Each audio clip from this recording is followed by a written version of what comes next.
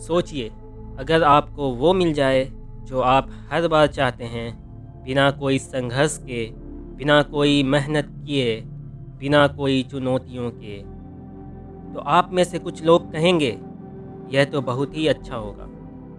लेकिन नहीं, आज आप कमज़ोर हो जाएंगे और फिर जब आपके जीवन में कुछ कठिनाइयाँ आएंगी, तो आप उसे कैसे संभाल पाएंगे?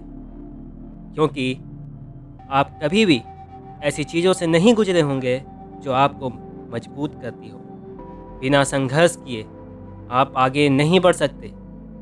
बिना प्रतिरोध के, बिना खुद को चुनौती दिए, आप खुद को मजबूत नहीं कर सकते।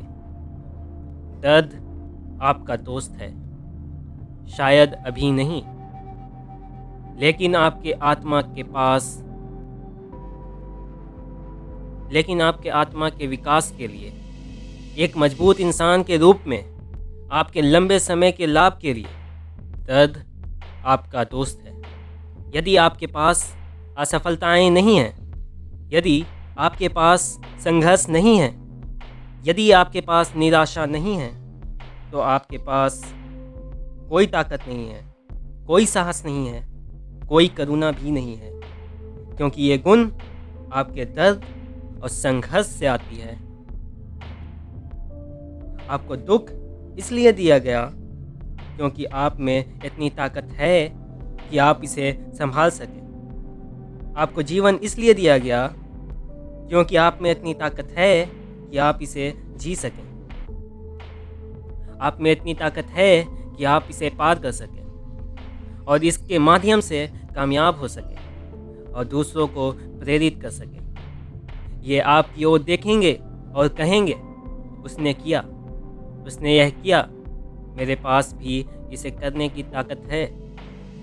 आप जितना सोचते हैं उससे कहीं ज़्यादा आप में ताकत है। आप अभी तक चुनौतियों से बचते आ रहे हैं और आगे भी बचेंगे, लेकिन अगली बार जब कोई संघर्ष आए तो मैं नहीं चाहता कि आप किसी और को कोसें। आप समझ लें इसे किसी कारण या सबक के लिए भेजा गया है। हो सकता है यह आपको और मजबूत बनाए, हो सकता है यह आपको धैर्य सिखाए। तो आप हार मत मानें।